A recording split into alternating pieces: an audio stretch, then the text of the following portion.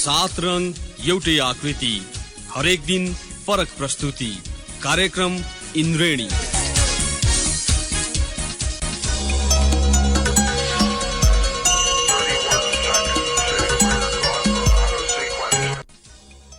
नमस्कार श्रोता, रेडियो कान्तिपुरको नियमित प्रस्तुति इन्द्रेणीमा यहाँलाई स्वागत छ।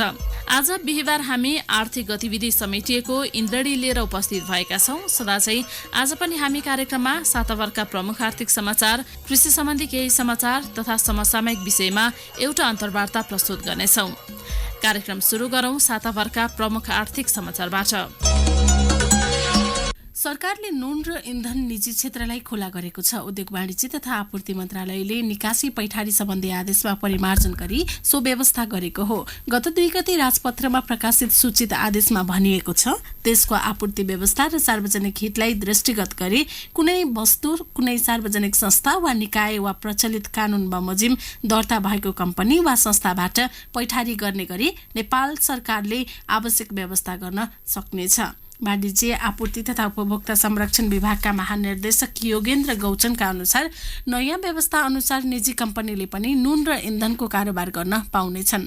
गौचनले भन्नुभयो, नुनको कारोबार साल्ट ट्रेडिङ कर्पोरेसन्स र इन्धनको कारोबार आयल निगमले मात्रै गर्दै आएका छन्। नयाँ व्यवस्था अनुसार आपूर्ति व्यवस्था र सार्वजनिक हितलाई दृष्टिगत गरी सरकारले निजी कम्पनीलाई पनि दिनेछ।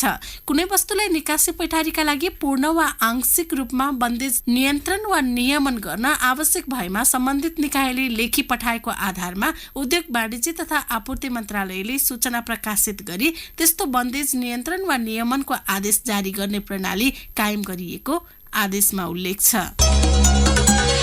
यो वर्ष शेयर बजारमा 35 अर्ब रुपियाँ बराबरको प्राथमिक निष्कासन भएको छ। गत वर्षको तुलनामा कुल प्राथमिक शेयर निष्कासन 34% कम हो।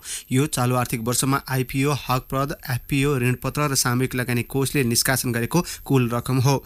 आर्थिक वर्ष 2074-75 कुल 53 अर्ब रुपियाँ बराबरको शेयर निष्कासन भएको थियो। राष्ट्र ब्याङ्कले ब्याङ्क तथा वित्तीय संस्थालाई पुँजी वृद्धिका लागि दिएको 2 वर्ष गत वर्ष सकिएको छ। यसकारण यो वर्ष प्राथमिक निष्कासनमा कमी आएको बोर्डले जनाएको छ। आगामी आर्थिक वर्षको नीति तथा कार्यक्रमका लागि सुझाव सङ्कलन गर्न आयोजित कार्यक्रममा बोर्डले यो तथ्याङ्क सार्वजनिक गरेको हो। यो वर्ष बजारमा सूचीकृत कम्पनी संख्या 7.5%ले बढेको छ। गत आर्थिक वर्ष नेप्सेमा सूचीकृत कम्पनी संख्या 196 रहेकोमा यो वर्ष बढेर 211 पुगेको बोर्डले जनाएको छ। यो वर्षको 11 महिनामा 25 कम्पनीले 7 अर्ब 24 करोड रुपियाँ बराबरको आइपिओ निष्कासन गरेका थिए। गत वर्ष 21 कम्पनीद्वारा 8 अर्ब रुपियाँ बराबरको आइपिओ निष्कासन भएको थियो।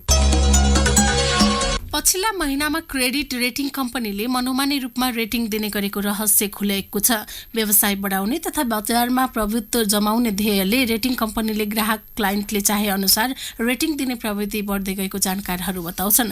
केही महिना अघि एक जलविद्युत कम्पनीले शेयर निष्कासनका लागि एउटा रेटिङ कम्पनीसँग सम्झौता गर्यो। सम्झौता अनुसार रेटिङ कम्पनीले मूल्याङ्कन गरी रेटिङ परिणाम पनि दियो। त्यो परिणाम सो कम्पनीलाई चित्त बुझेन। उसको रेटिङ 5 ग्रेड थियो। रेटिङ 5 भएको कम्पनीले शेयर निष्कासन गर्न पाउँदैनन्। त्यसको केही महिनापछि त्यो कम्पनी अर्को रेटिङ कम्पनीमा गयो। त्यहाँबाट उसले 4 ग्रेड पायो। त्यसकै आधारमा बजारमा शेयर निष्कासन गर्यो। केही बीमा कम्पनी, लघुवित्त र जलविद्युत कम्पनीले पनि एउटा कम्पनीबाट रेटिङ चित्त नबुझेपछि अर्को कम्पनीबाट राम्रो रेटिङ लिएर शेयर निष्कासन गरिरहेका छन्। रेटिङ विधि र प्रक्रिया बारेमा प्रभावकारी रूपमा नियमन तथा सुपरिवेक्षण हुन नसक्दा यस्तो अवस्था आएको राष्ट्रिय योजना आयोगका पूर्व उपाध्यक्ष दिपेन्द्र बहादुर छेत्रीको भनाइ छ। प्रधानमन्त्री र मन्त्रीहरूले आफ्ना जिल्लामा मात्रै बजेट केन्द्रित गरेको भन्दै सत्तापक्षकै सांसदले आलोचना गरेका छन्। प्रतिनिधि सभामा भइरहेको विनियोजन विधेयकमाथिको छलफलमा उनीहरूले प्रधानमन्त्री केपी शर्मा ओली र ऊर्जा जलस्रोत तथा सिँचाइ मन्त्री वर्षमान पुन, भौतिक पूर्वाधार तथा यातायात मन्त्री रघुवीर महासेठ र श्रम, रोजगार तथा सामाजिक सुरक्षा मन्त्री गोकर्ण विष्ट लगायतले गृह जिल्लामा बजेट केन्द्रित गरेको भन्दै असन्तुष्टि जनाएका छन्। सांसदहरूले संघीयताको मर्म विपरीत साना साना योजनामा बजेट विनियोजन गरेको र मन्त्रीहरूले आफ्नै निर्वाचन क्षेत्रलाई प्राथमिकतामा राखेको आरोप लगाए। ऊर्जा, भौतिक पूर्वाधार तथा श्रम मन्त्रालयको विनियोजन शीर्षकमा हिजो छलफल भएको थियो। तीनवटै मन्त्रालयका बजेटमा प्रश्न उठाएका सांसदहरूले आफ्ना जिल्लाका लागि विनियोजित बजेट पनि रकमान्तर गरेर प्रधानमन्त्री र मन्त्रीकै जिल्लामा लैजान भन्दै व्यङ्ग्य गरे। बजेटमाथि जति छलफल भए पनि परिवर्तन नहुने प्रणालीले विरोध गर्नुको औचित्य नरहेको उनीहरूको भनाइ छ। सत्तापक्षीय सांसद जनार्दन शर्माले विद्युतीकरणका लागि आफ्नो जिल्ला रुकुमका लागि विनियोजित रकम प्रधानमन्त्री ओलीको गृह जिल्लामा लैजान अनुरोध गर्नुभयो। उच्च अदालत पाटनको विवादास्पद आदेशका कारण सिभिल सहकारीका करिब 2500 बचतकर्ताको निक्षेप थप जोखिममा परेको छ। आफ्नै समूहभित्रको कम्पनीलाई ऋण प्रवाह गरेको सिभिल सहकारीले सिभिल होम्सलाई गरेको लगानी उच्च अदालतको सोमबारको आदेशका कारण थप जोखिममा परेको हो। सहकारी विभाग उच्च स्रोतले कान्तिपुरसँग भन्यो, सुन्धाराको 6 रोपनी जग्गाको 19 करोड 45 लाख रुपियाँ मूल्याङ्कन भएको थियो। त्यसका आधारमा लिएको ऋण र सावा खप्टिँदै गएर आउँदो असार मसान्तसम्म 8 अर्ब रुपियाँ पुग्दैछ। सिभिल होम्सका सञ्चालकहरूले ऋण लिएको रकम बुझाएर सहकारीबाट धितो फुकुवा गर्ने तयारी गरेपछि केही सदस्यहरूले अदालतमा निवेदन दिएका थिए। अदालतले समेत उनीहरूकै पक्षमा आदेश गरिदियो। अदालतको आदेशसँगै सिभिल होम्सले सुरुमा ऋण लिएको 19 करोड 45 लाख रुपियाँ तिरेमा उसको सुन्धाराको 6 रोपनी जग्गा फुकुवा हुनेछ, जबकि उसले सहकारीमा तिर्नुपर्ने ऋण अघिल्लो आर्थिक वर्षको मसान्तमा 7 अर्ब 1 करोड रुपियाँ पुगेको थियो। चालु आर्थिक वर्षको 10 महिनामा मुलुकको चालु खाता घाटा कुल ग्रास्थ उत्पादन जीडीपीको करिब 7% छ। यो सुरक्षित सीमाभन्दा बढी हो। मुलुकको चालु खाता घाटा बढीमा सो राष्ट्रको जीडीपीको 5% भन्दा कम हुनुलाई सामान्य रूपमा हेरिन्छ। अन्तर्राष्ट्रिय मुद्रा कोष, IMF, विश्व बैंक लगायत दात्री निकायले चालु खाता घाटालाई जीडीपीको 5% भन्दा तल राख्न सुझाव दिने गरेका छन्। ती सुझाव विपरीत चालु खाता घाटा निरन्तर रूपमा फराकिलो बन्दै गएको छ। यही क्रममा गत वैशाखसम्म यो घाटा 2 खर्ब 21 अर्ब रुपियाँ पुगेको छ। पछिल्ला 2 वर्ष यता चालु खाता निरन्तर जसो घाटामा छ। घाटामा भए पनि जीडीपीको 5% सम्म पुगेको थिएन। गत फागुनदेखि भने यस्तो घाटा 5% नागेको छ। यो वर्ष मुलुकको जीडीपी 34 खर्ब 64 अर्ब रुपियाँ छ। प्रदेश सरकारले आर्थिक वर्षको अन्त्यमा कृषि सडकका लागि छुट्याएको बजेटले उपलब्धि दिन सकेको छैन। प्राविधिक एस्टिमेट बिनै वर्षा सुरु भएपछि खनिएका त्यस्ता सडक बजेट खर्च गर्नमा नै सीमित देखिन्छन्। कतिपय स्थानमा आफू खुसी खनिएको भन्दै उजुरी समेत परेका छन्। सडक सम्बन्धी प्राविधिक जनशक्ति नभएको कृषि ज्ञान केन्द्र मार्फत खर्च गर्ने गरी पठाइएको बजेट दुरुपयोग भएको सरोकारवालाको गुनासो छ। ज्ञान केन्द्र मार्फत खर्च गर्ने गरी काभ्रेका 9 स्थानीय तहका 11 सडकका लागि 3 करोड 30 लाख र सिन्धुपाल्चोकको 6 स्थानीय तहका 9 सडकका लागि 2 करोड 35 लाख विनियोजन भएर काम भइरहेको छ। सुन्दै हुनुहुन्थ्यो सातावारका प्रमुख आर्थिक समाचार। कार्यक्रममा अब प्रस्तुत छ कृषि सम्बन्धी केही समाचारहरू। चियाको राजधानीका रूपमा चिनिने इलाममा उस्ते पेय पदार्थ कफीको विस्तार भइरहेको छ। कफी खेती प्रवर्धनका लागि सरकारी स्तरबाट खासै कार्यक्रम नभए पनि कृषकले वर्षेनी खेती विस्तार गरिरहेका हुन्। निजी जग्गामा कफी रोप्ने बढ्दै गएका छन्। सामूहिक रूपमा कम्पनीले दर्ता गरेर एउटा फर्मले सदरमुकाममा खेती गरिरहेको छ। नेपाली अर्ग्यानिक कफी कम्पनी खोलेर 5 युवाले खेती विस्तार गरेका हुन्। इलाम नगरपालिका 8 स्थित गरिमा टोलमा 79 रोपनी जमिन खरिद गरी व्यावसायिक रूपमा कफी खेती सुरु गरेको कम्पनीका टङ्क सुवेदीले बताए। कफी उत्पादनका लागि गुल्मी लगायत पश्चिमका जिल्ला कहलिएका भए पनि इलामको चिस्यान माटो र अनुकूल हावापानीका कारण तुलनात्मक रूपमा बढी उत्पादन गर्न सकिने यसअघि खेती गर्दै आएका कृषकको अनुभव छ। पश्चिमा देशमा पनि कफीको ठूलो माग रहेकाले जति उत्पादन गर्न सके पनि बजारको अभाव नहुने विश्वासमा उनीहरूले मन फुकाएर लगानी गरेका हुन्। फार्म सञ्चालनमा आएपछि स्थानीयले रोजगारीको अवसर समेत पाएका छन्। रुकुम पूर्व मैकोटको पाटनमा यार्सा प्रति किलो 18 लाख रुपियाँमा खरिद बिक्री भइरहेको छ। अघिल्लो वर्षको तुलनामा यो 14 लाख रुपियाँ कम हो। अघिल्लो सिजनमा प्रति किलो 32 लाख रुपियाँसम्म बिक्री भएको थियो। अघिल्लो वर्षकै यात्रा बिक्री हुन बाँकी रहेकाले यस वर्ष मूल्य घटेको संकलक तथा ठेकेदारहरूको दाबी छ। जारी सिजनमा प्रति गोटा यार्सा 250 देखि 1000 रुपियाँसम्ममा खरिद बिक्री भइरहेको छ। सबैभन्दा राम्रोलाई 1000 र सस्तोमा 250 रुपियाँमा प्रति गोटा कारोबार भइरहेको पोपाल क्याम्पमा रहेका सिजन व्यवस्थापन समिति मैकोटका अध्यक्ष अमरधन पुनले बताउनुभयो। सिजन सुरु भए यता किलोके परिमाणमा यार्सा खरिद बिक्री भने भएको छैन।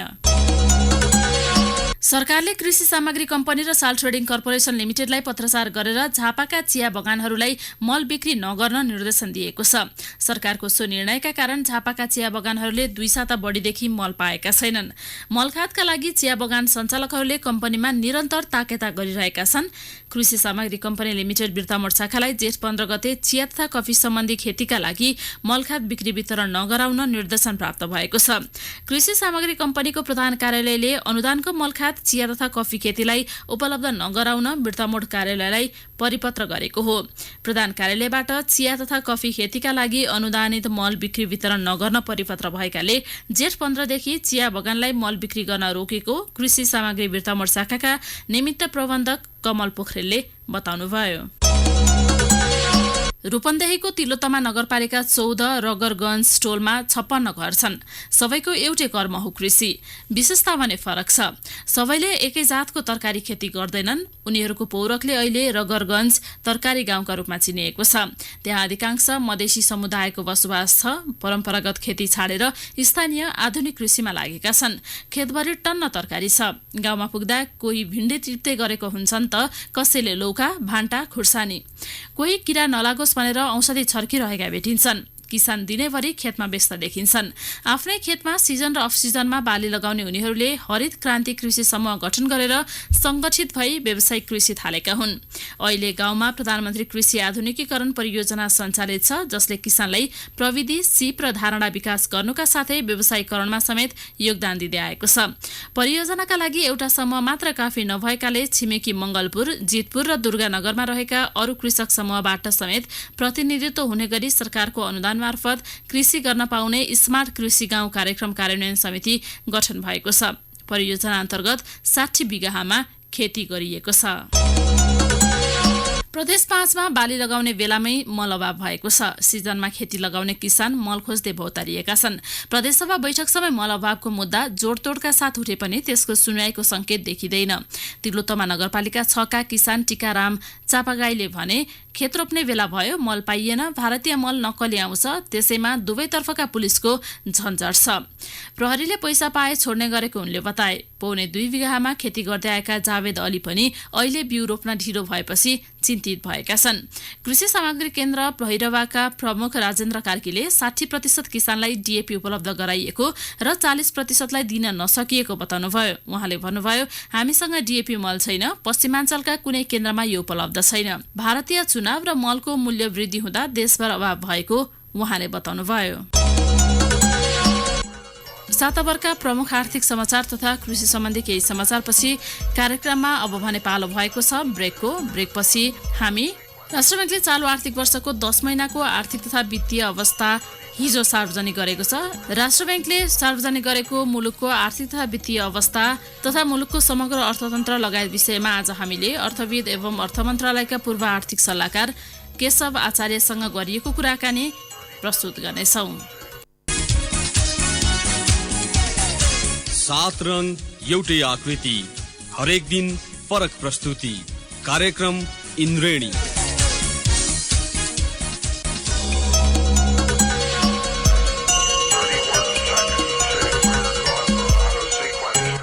ब्रेकपछि यहाँलाई पुनः स्वागत छ।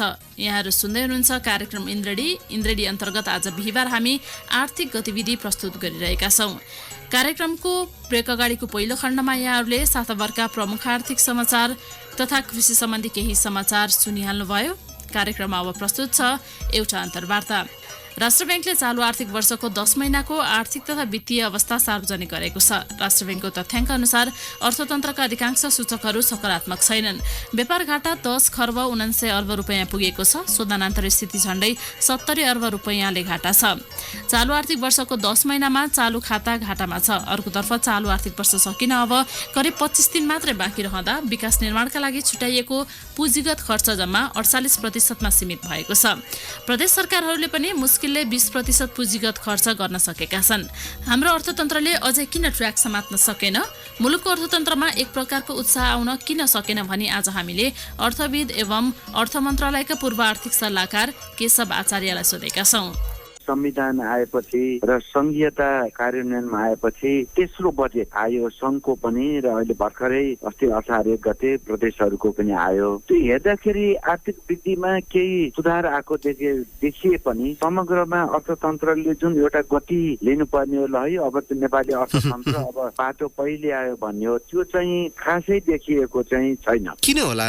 हाम्रो चालु खर्च वात्तै बढ्यो र पुँजी खर्च जति विनियोजन गर्यो त्यसको चाहिँ खर्च गर्नै नसक्ने, आधा खर्च हुने, 80% खर्च हुने, त्यो पनि आएर असार महिनामा मात्रै हुने होइन। त्यो चाहिँ अब संविधान आइसक्यो, एउटा स्पष्ट बहुमतको संघीय सरकार र प्रान्तीय सरकार पनि भनौँ न आइसकेपछि ल है अब चाहिँ सरकारले भनेको कुरा लागू हुन्छ भन्ने जुन एउटा राजनैतिक रूपमा विश्वास फलाएको थियो आम मान्छेको रूपमा, मान्छेहरूको मनमा र निजी क्षेत्रलाई पनि, त्यो चाहिँ सफलतामा परिणत भएन। त्यसले चाहिँ नतिजा देखाएन। अनि जे अगाडिदेखि हामीले विगत 12-15 वर्षदेखि जे जस्तो कार्यक्रम, जे जस्तो नीति जे गरी कार्यान्वयन गर्दै आएको थियो त्यसमा कुनै पनि परिवर्तन भएन। 2072 को संविधान जारी भइसके पछाडि र स्थिर सरकार बन्ने क्रम सुरु भइसकेपछि, अझ भनौँ जेठ 15 मै बजेट आउने संवैधानिक व्यवस्था लागू भइसकेपछि पछिल्लो समयमा पनि कुनै पनि कुरामा जस्तो पुँजीगत खर्चको विषय कुरा गरौँ, अन्य अब व्यापार घाटाका कुरा गरौँ, नीतिगत स्थायित्वका कुरा गरौँ, कुनै पनि कुरामा सुधार आउन सकिरहेको छैन। यो स्थिर सरकार भए पनि परम्परागत प्रणालीमा चाहिँ सुधार आउन सक्दो रहेनछ नि। अनि एउटा कुरा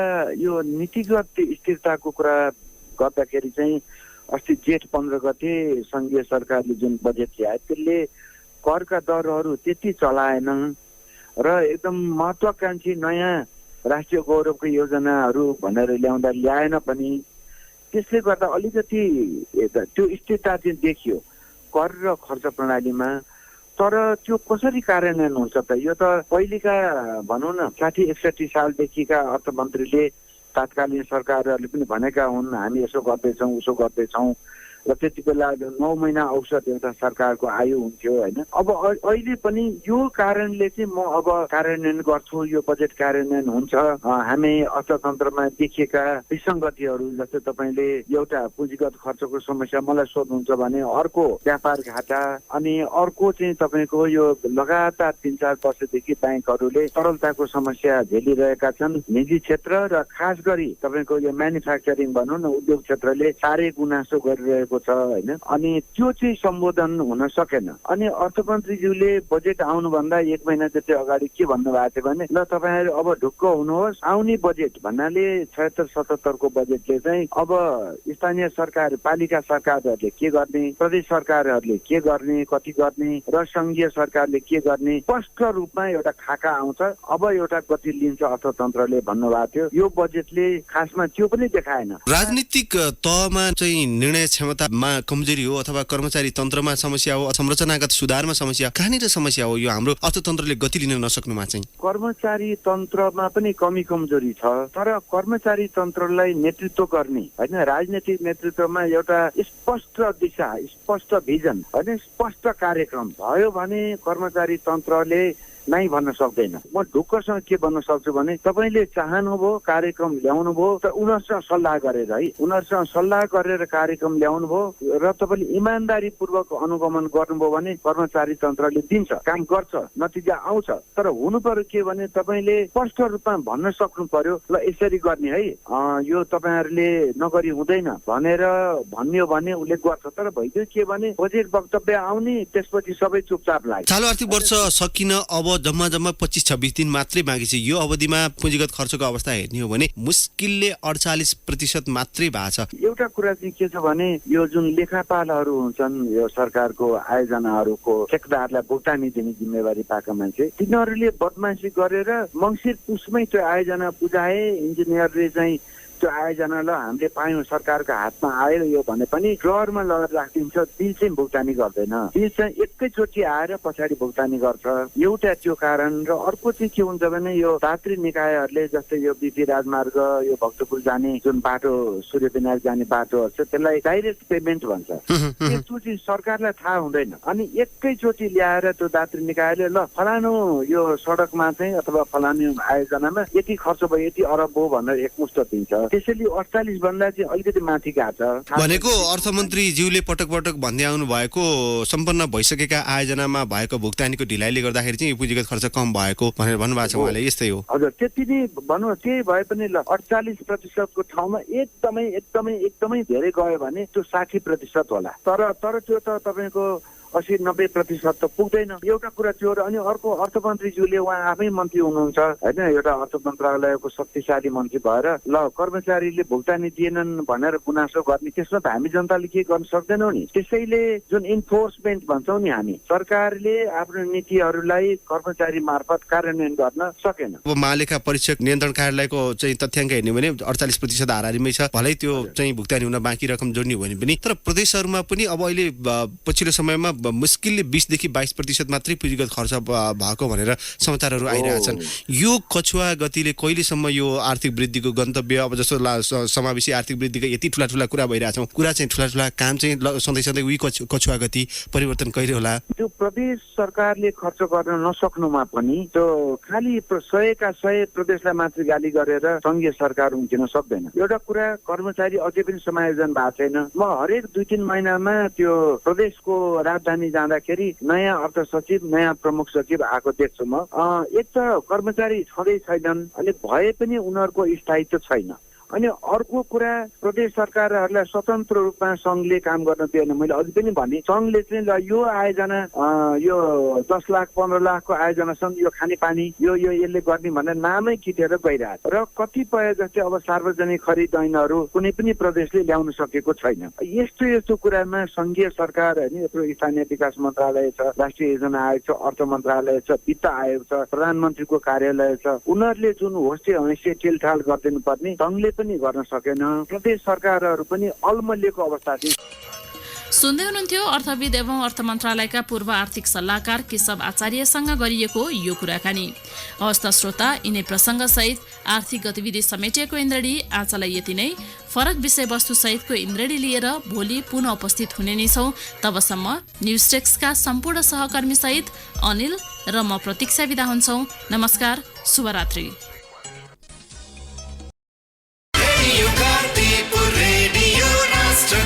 सूचना र मनोरञ्जनको सम्वाहक रेडियो राष्ट्रको रेडियो कान्तिपुर।